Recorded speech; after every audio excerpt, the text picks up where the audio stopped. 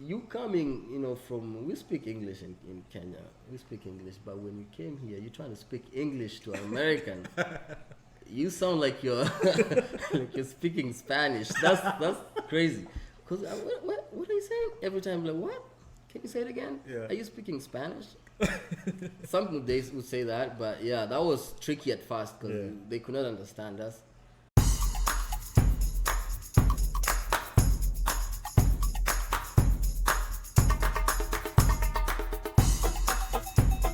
Mujevale, Mujevale, Mujevale. My name is Laban Kiptoo, and welcome to another episode of the Ugandan Boy Talk Show. Welcome once again to the Ugandan Boy Talk Show with your boy Laban Kiptoo. Today's episode is a special one. Like you see, I usually don't record. We are recording in the middle of the living room, and today, because I have a special guest, this guy right here, I have wanted to host this guy for a long time and I couldn't get him, but he happened to be in town and we decided let's do a podcast because I've always wanted to get you on a podcast. So Yeah. So my name, just like he said, Laban Kiptoo, and my friends call me Labo. People who are close to me, easier. And yeah, I'm from a family of 4. I have a sister, no brother. He's my brother. and I'm married with 1 wife, no kids yet. Working on that.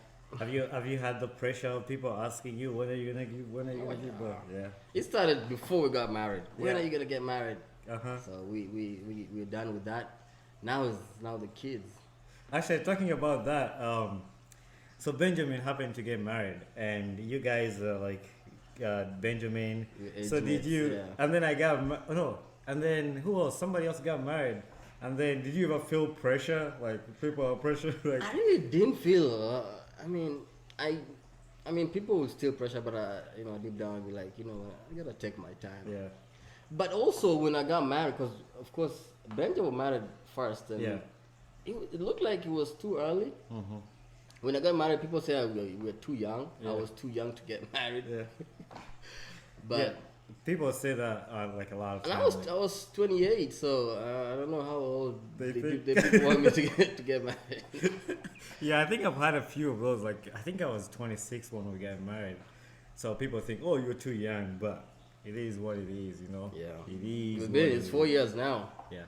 So Laban is from Kenya, and like most of you have had me on the podcast say, my mom is Kenyan, and we used to go to Kenya. I shared a few episodes about my trip to Kenya, which I'll ask him about his opinion. I shared about the post-election violence, which I was with him, and he's yeah. part of my story on that. But yeah, like one question I wanted to ask you that. So Benjamin and I came from Uganda and coming to visit in Kenya. What did you think of us whenever we came to visit? And I mean, it was amazing. We always, thought of you guys, as why we felt like you guys were way better off in Uganda. It was a special country. You guys were coming with gifts, nice stuff, and we really appreciated it. And also, the thing I really appreciated, like, I'm always thankful for you guys speaking English the whole time. That's your national language. Mm-hmm. And for us, it's Swahili. That's all we know. And at that age, we were struggling speaking English. So you being around, trying to struggle. That's speaking pretty it. cool that you actually mentioned that, because it makes me think that we didn't have a language that joins us besides Yeah. English. So you guys had to speak English so we can communicate, Yeah. and like that helped you to also like better off your English, because some Right. people speak only Swahili. Yeah. Because as long as they can speak Swahili, so they don't Yeah. give in time to learn the English. But like also on our side too, like when we came to Kenya, grandma wouldn't speak English, so we had to force That's ourselves. even tough. Yeah. We had to force ourselves to speak like Swahili. Swahili. But you were really good at it. Every time you come, you really pick it so fast. Yeah. I know when you go back, you kind of lose it Yeah. because you don't get to speak it. I know your mom, but you probably don't even speak. No, my mom doesn't. She only speaks Swahili and Kalenjin when she gets upset, when she's mad. She's mad. Yeah. And she'll get mad at you in Kalenjin, and you don't even understand what she's saying, but like she's just. But you know a lot of Swahili. You picked up a lot. Yeah, and I wish if I was staying like in a community with people who speak the language, Yeah, I think I can course, pick it yeah. up. So, in the time in Kenya, like, what was some of your challenging moments? Like, what are some of the things you remember in Kenya? That's like, dang, that was challenging. Like lifestyle, life. What can I say? Man, I think it's just generally life. But we were actually, when you look back, we were poor. Lack for a better word. Yeah. And I mean, the good thing we didn't really lack anything. Um, I mean, we could get food. Our parents are really, work. They work hard to get us, to eat and go to school. So we were fair enough. I don't know what I can say. It really was challenging. Yeah. Um, you lived in E10. Yeah. E10 is one of the towns in outside Eldoret. I think it's. Yeah, it's like 30 kilometers. I don't know how many minutes. Yeah. I mean, in Africa, you can't measure kilometers with time. Like, it might be 35 minutes and it takes you 2 hours to get. Yeah, to we get used to kilometers. We can't. Yeah, we don't even use time. How many? Time, yeah.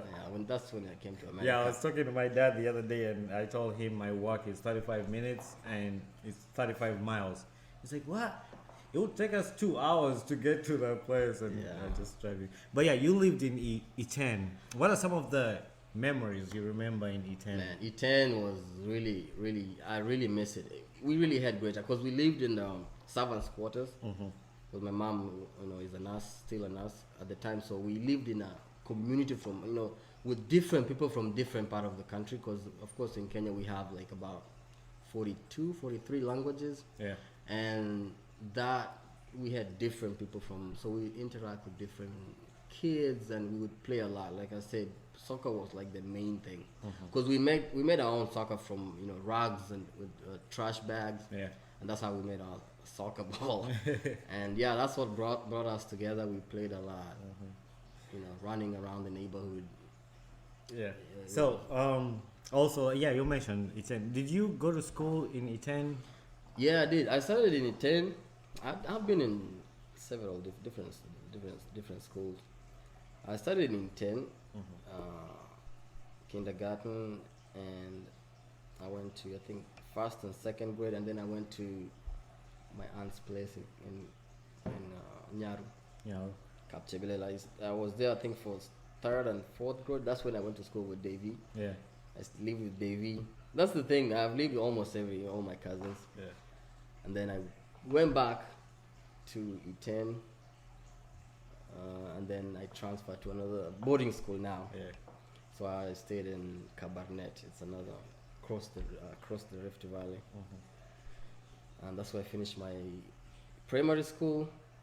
Then I went to high school in Kipkabus. How was high school life, like, in general? What can you sum it up to? Like, how was your high school life in? Tough. I mean, it's always not easy in high school, all the rules and stuff. Yeah. But again, the most memorable things, man, it's soccer. Like, Soccer, yeah. I used to play for school too, so we've gone out for different tournaments. It's always fun to, hang out.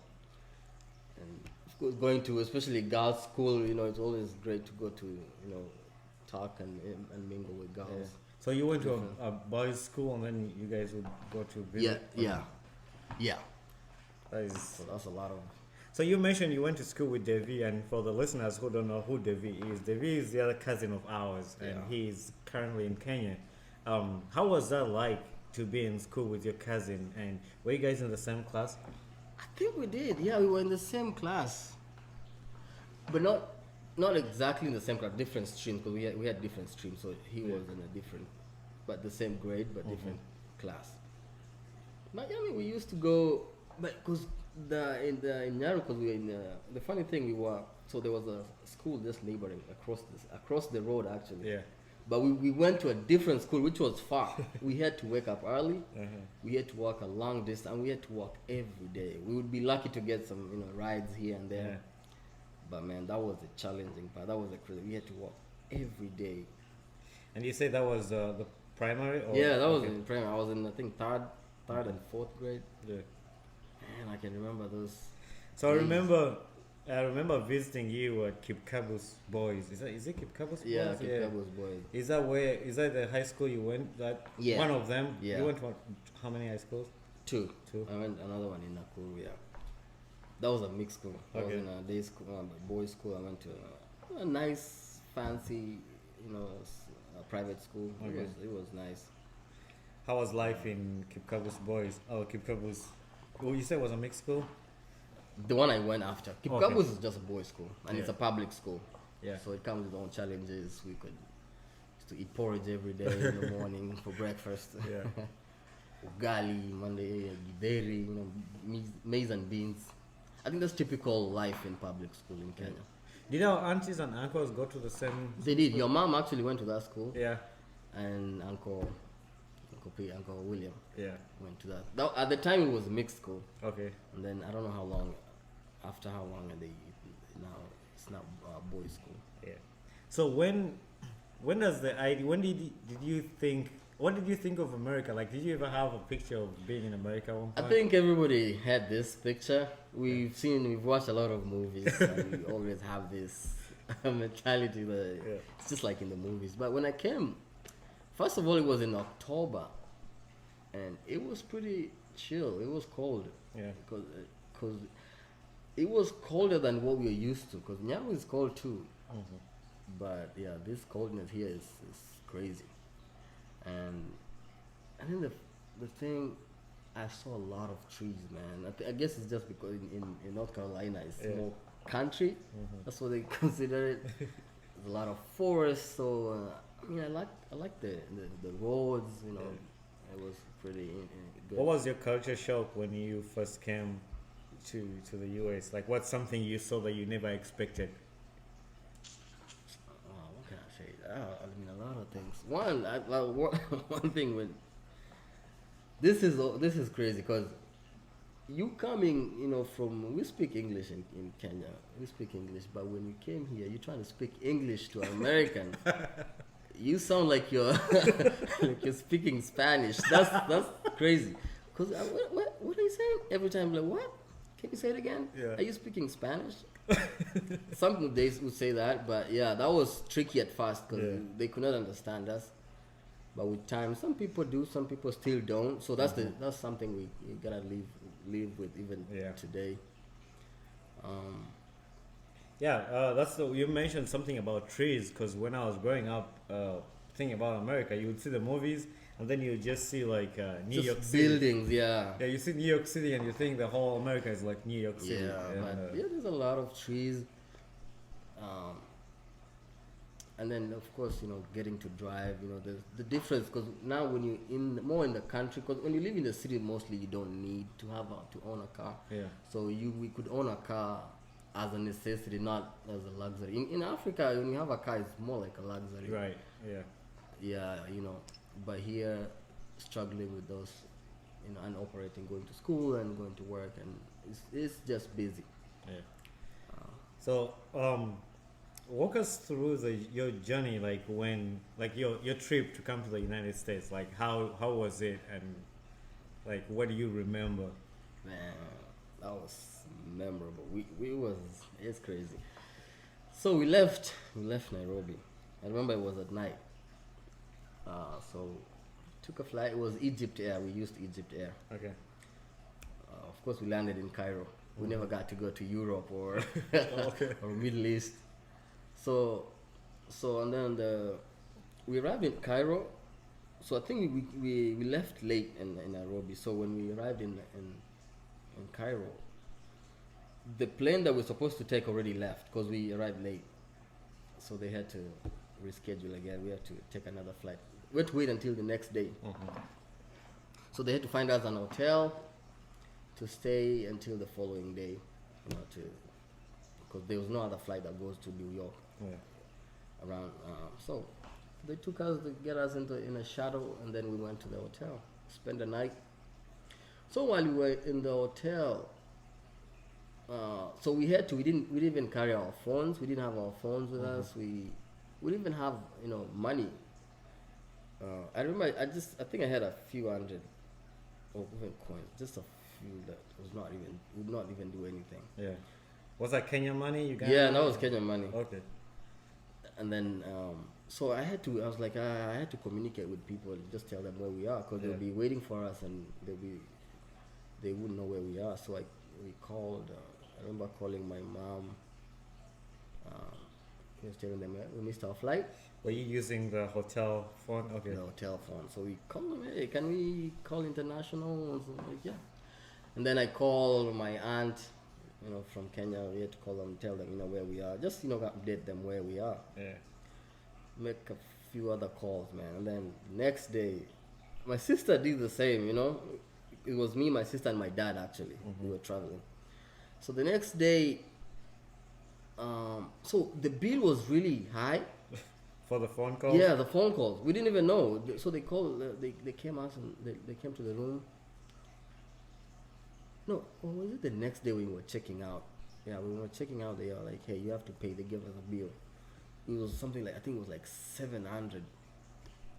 $700? Yeah, $700. We were like, what the hell? So at the time, of course, $700 were like, okay, we don't even know. So we had to convert it. $700, that was like almost 750,000. Yeah. Kenya money. Yeah. Yeah, is it? Yeah.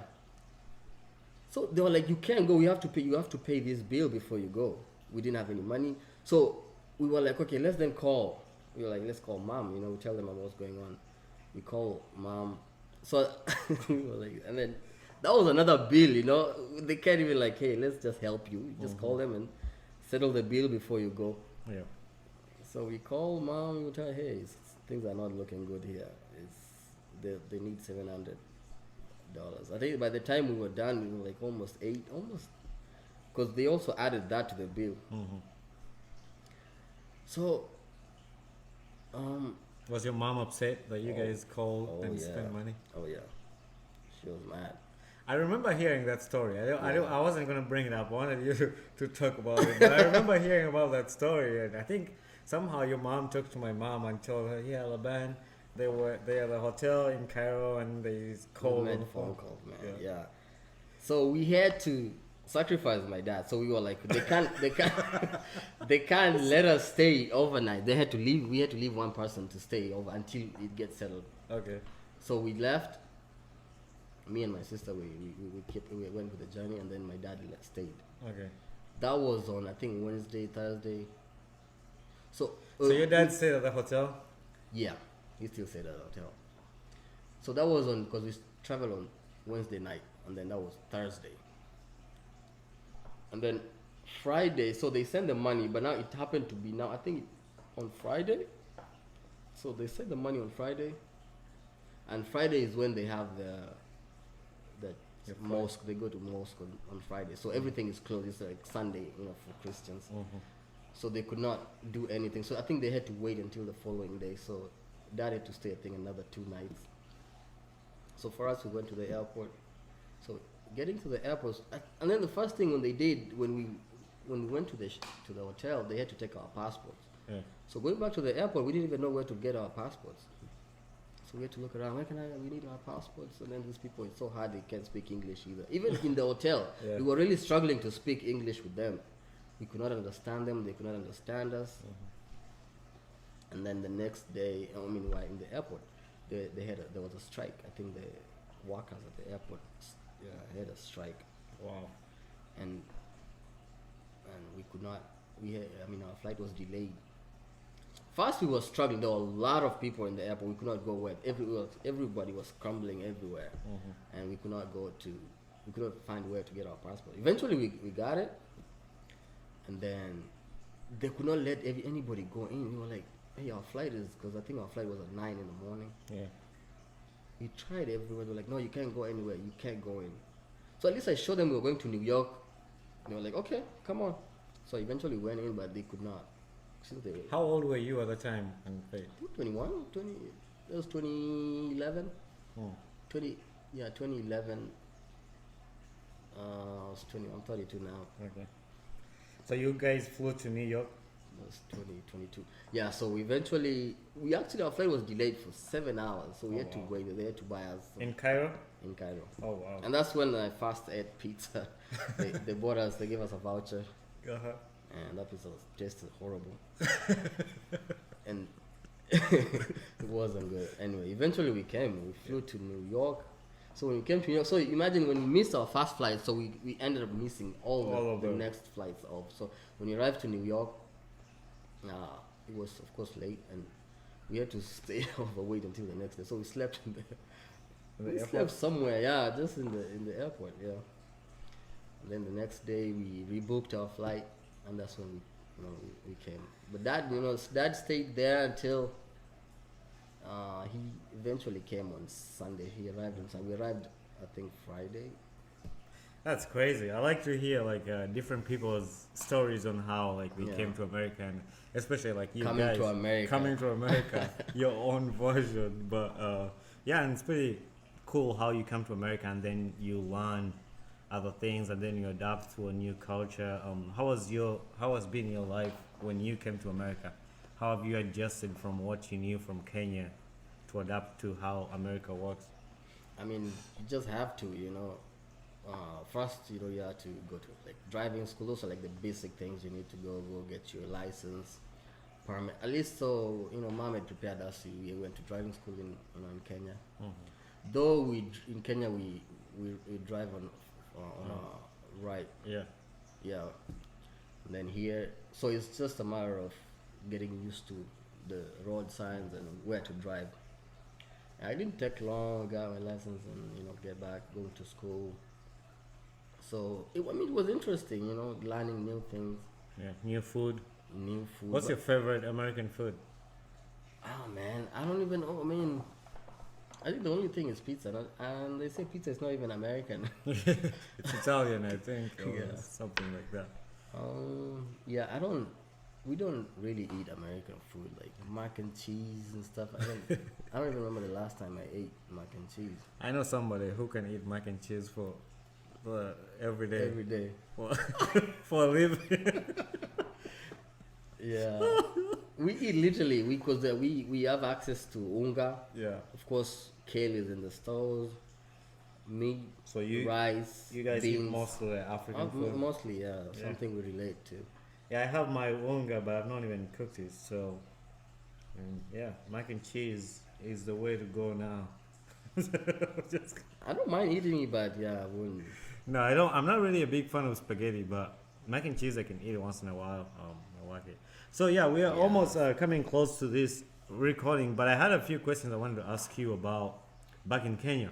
So I mentioned in my podcast I shared about post-election violence which happened in Kenya. I mean, I know it's brings back bad memories to some people. It might bring back some bad memories to you, but just not being so graphic about it. What are some of the event or moments you remember during that time? I think it was 2017. Yeah. Yeah. No. 207. 207. Yeah, 207. Yeah, 207. I mean, that was crazy. Actually, interesting thing is we had just when everything started, because it was in December, I think after Christmas. Yeah, we were just done with Christmas. Yeah, and then mom had come over for the holidays, so we had fun. So we escorted him to the airport.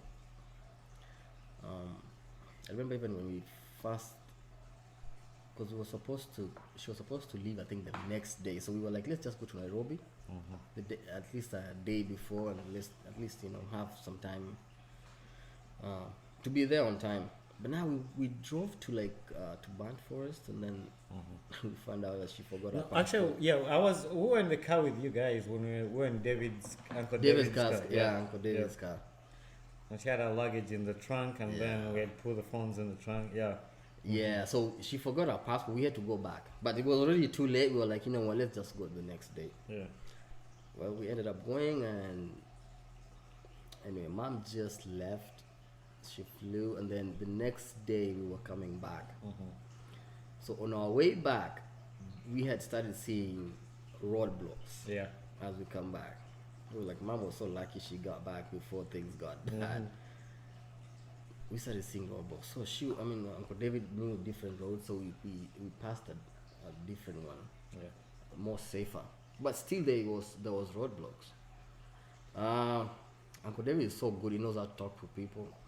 We managed to go through, all the roadblocks. It wasn't really bad at the time. Yeah.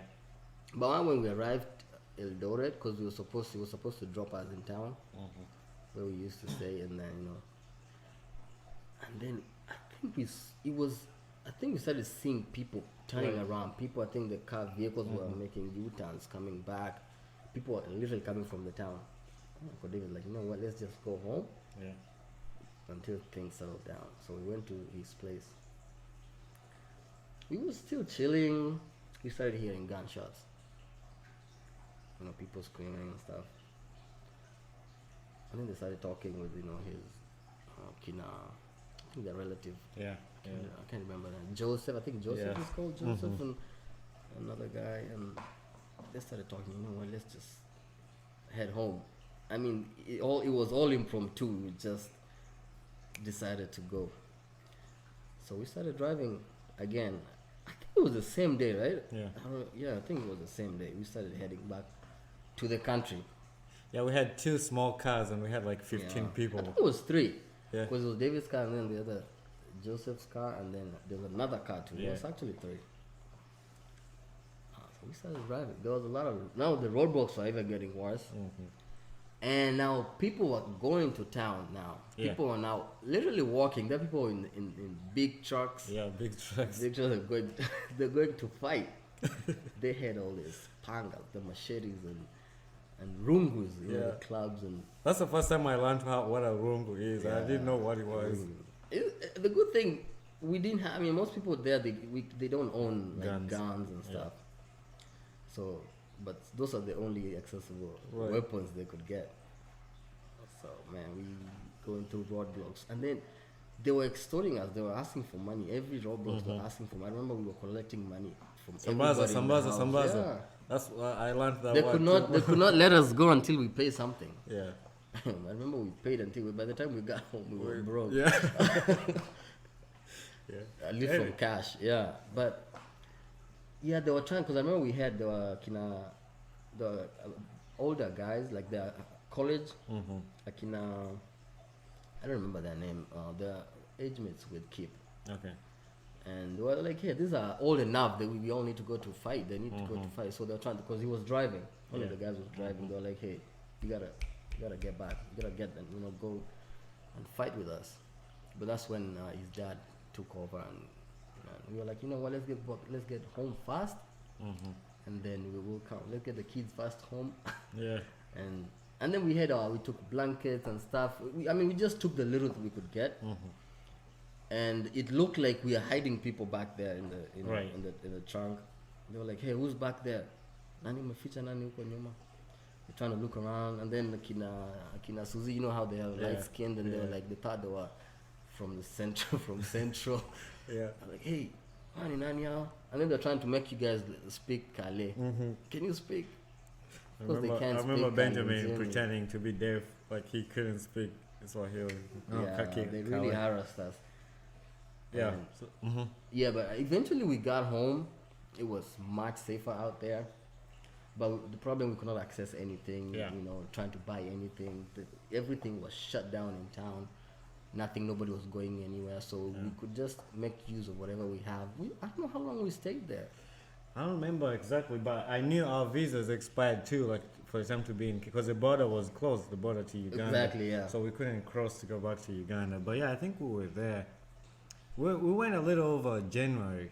Yeah, we went in January, like I think a week or 2, I don't know. But anyway, yeah, I wanted to hear your perspective on that, and like I know that's a sad story, and a lot of people have bad memories about it. I think it gave me PTSD for a long time, and just thinking about it, and every time you go to school, you just write about the day I'll never forget, and like we won't forget, like burn people's houses, but yeah, so. The other question of what's one lesson you've learned in life? Like, what's a life lesson you've learned in everything you've gone through? I mean, the thing that I really like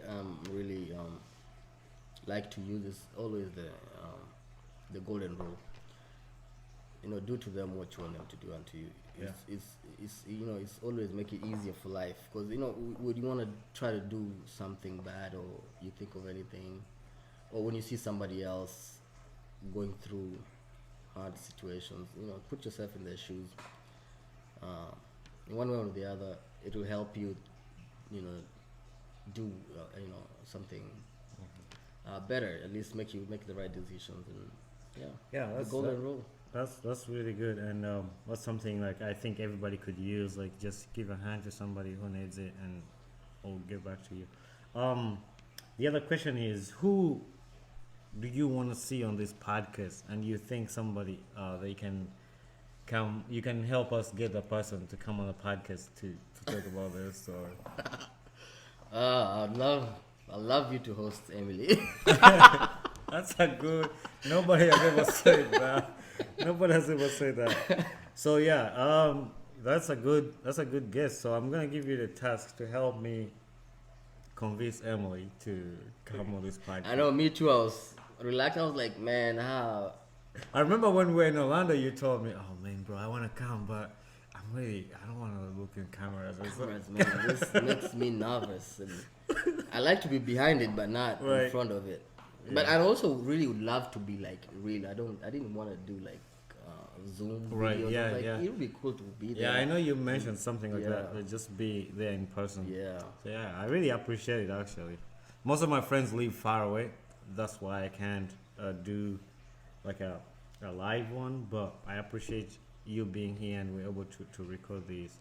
The last question is a signature question for the podcast. Most of you know it. If you've been listening to my podcast, you might guess it. But what gets you excited about life? Oh man, I mean, I think it's just if you can wake up in the morning and you're healthy, you go to work and back. That gets me, excited. We might go through different hard situations, but as long as you're healthy, you can still do or change whatever you're going through. You have that opportunity. Then waking up, and because I'm I work in healthcare, and I've seen different people with different situations, different so, and they can't do anything about it. Yeah. So if you're able to do anything about it, that's why strive. Grateful for life. You wake up every morning, you just thank God, like see another day and be grateful.